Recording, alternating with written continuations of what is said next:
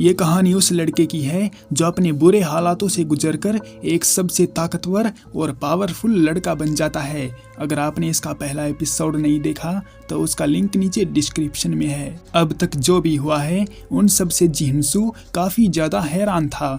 उसने तो उम्मीद ही छोड़ दी थी कि उसके साथ तो बहुत कुछ बुरा हुआ है और जब से दुनिया में टॉम्ब अपीयर हुए हैं तब से उसने बहुत बुरा टाइम देखा है। लेकिन उस डंजन वाले सांप और चिड़िया, उस लालची वॉन की जानलेवा साजिश और अपनी मौत को बिल्कुल अपने सामने से देखना, इन सब से जिहिंसू अंदर तक हिल गया था। लेकिन जो कुछ भी उसके साथ हो रहा है उसका रीजन तो उसे नहीं मालूम, लेकिन जो हो रहा है वो उसके फायदे के लिए ही है, क्योंकि अब वो सभी ऑब्जेक्ट को कलेक्ट करके उनके मालिक होने का क्लेम कर सकता है। पर तभी वहाँ खड़ी लेडी उसको धमकाने लगती है, क्योंकि वो पुलिस वालों और बाकी लोगों की बातों को इग्नोर कर रहा था। ये लेडी उस लड़के की माँ है जिसके साथ जिहिंसू ने मारपीट की थी। उसका कहना है कि अगर ज़्यादा मारपीट करने से उसके बेटे के हाथ पैर टूट गए होते तो इसका जिम्मेदार कौन होता। इसलिए वो लेडी चाहती है कि या तो जिहिंसू सेटलमेंट के पैसे भर दे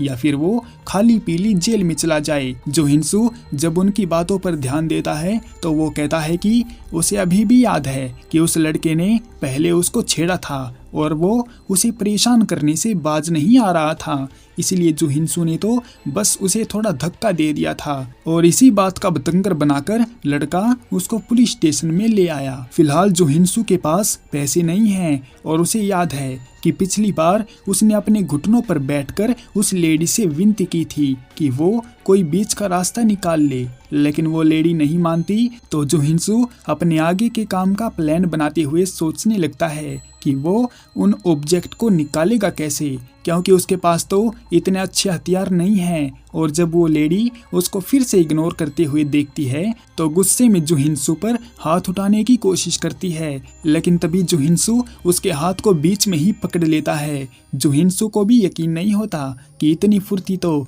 उसमें कभी नहीं थी। जिहिंसू खुश होता है कि उसकी फाइटिंग स्किल काफ़ी इम्प्रूव हो चुकी हैं। उस लेडी को शांत करवाते हुए जिहिंसू कहता है कि उसने कोई गलत काम नहीं किया है और सारी गलती उसके बेटे की ही है। पर तभी उसका बेटा चौड़ा होकर आता है और जिहिंसू को पंच मारने की कोशिश करता है। उसके पंच को रोकते हुए जिहिंसू उसको जमीन में दे मारता है। ये देखकर पुलिस वाले भड़क जाते हैं और समझने लगते हैं कि ये तो कोई प्रोफेशनल मुजरिम है, इसलिए इसको जल्दी जल्दी जेल में डालो। और अब तो वो लेडी भी सेटलमेंट करने को राजी नहीं होती और केस डालकर जिहिंसू को अंदर करवा देती है। जिहिंसू जल्दी से उन ऑब्जेक्ट को कलेक्ट करना चाहता है, नहीं तो दुनिया में वही कानून बन जाएगा और ये हाथ आया मौका फिर से निकल जाएगा। लेकिन एक बात जिहिंसू को अच्छी लगी कि अब वो फाइट कर सकता है।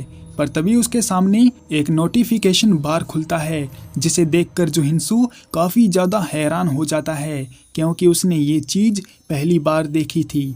लेकिन उसको समझने में देर नहीं लगी कि ये सब उस चिड़िया ने ही किया है, इसलिए वो उसे इधर उधर पुकारने लगता है। तभी उसके सामने एक और नोटिफिकेशन खुलता है जिसमें लिखा था कि जिहिंसू अपने 3 फीट की दूरी तक हर चीज़ को डिटेल में एनालाइज कर सकता है।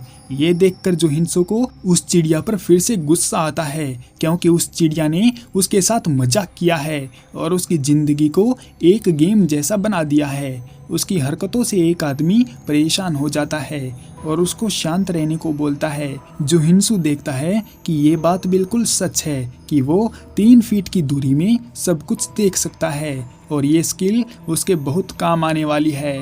फिर जिहिंसू देखता है कि वहाँ पर 1/4 लिखा हुआ है, तो उसे समझ आता है कि वो गेम के दिए टास्क पूरे करके अपनी स्किल को इम्प्रूव कर सकता है। अब ये तो खुशी की बात है, क्योंकि अगर ऐसे ही उसकी ताकत इंक्रीज होती रही तो जिहिंसू को उस आर्कियोलॉजिस्ट ऑब्जेक्ट की जरूरत ही नहीं पड़ेगी। लेकिन उसे ये बात समझ नहीं आती कि उस चिड़िया ने उसकी मदद क्यों की, क्योंकि आमतौर पर तो कोई भी रिलाइक किसी भी इंसान की मदद नहीं करता। पर तभी वहाँ पर उसका बड़ा भाई जियोनवू किम आता है और उसकी बेल करवा देता है। वैसे ये बंदा सच में जिहिंसू का भाई नहीं है, बल्कि जब जिहिंसू आवारा घूम रहा था तो किम ने जुहिनसू को अपने पास रख लिया और एक छोटे भाई जैसा प्यार किया।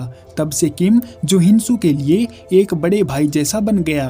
रिलाइक वाली बात को कंफर्म करने के लिए जुहिनसू पूछता है कि क्या हाल फिलहाल में कोई सुपरनेचुरल पावर का कोई मामला सामने आया है, लेकिन किम साफ मना कर देता है। इसके बाद किम जुहिनसू को घर भेज देता है और अपने काम पर चला जाता है। जुहिनसू सोचने लगता है कि अब तो कोई ऑब्जेक्ट सामने आ गया होगा, तो उसने अभी तक कोई बड़ा मामला क्रिएट नहीं किया है और ना ही फिलहाल कोई ऑब्जेक्ट यूजर सामने आया है। तो यही टाइम जुहिनसू के लिए सबसे बेस्ट है। कैलकुलेशन के हिसाब से अब ज्यादा ऑब्जेक्ट अमेरिका या यूरोप में ही निकले होंगे, लेकिन वहां तक जाने के लिए जुहिनसू के पास पैसे नहीं है और उनका जुगाड़ कैसे करना है, इन्हीं सब बातों को सोचते हुए जुहिनसू रास्ते से जा रहा था। तो वहां पर उसके सीनियर आते हैं जहां पर जुहिनसू काम करता है। वो बंदे लोग बहुत ज्यादा हरामी थे और जुहिनसू को जूनियर समझकर उसे परेशान करने आए थे। तो जुहिनसू इस बात को सोचकर खुश हो जाता है कि अब उसके पास पैसों का इंतजाम हो जाएगा, क्योंकि बकरे आ गए हैं कसाई के पास कटने के लिए। ये सोचकर जुहिनसू अपने चेहरे पर एक क्रीपी सी स्माइल लाता है। फिलहाल के लिए इस एपिसोड को यहीं पर एंड करते हैं। क्या जुहिनसू उन बदमाशों को पीट कर उनकी नानी याद दिलाएगा या उसको किसी और ही मुसीबत का सामना करना पड़ेगा, वो तो हम नेक्स्ट एपिसोड में देखेंगे।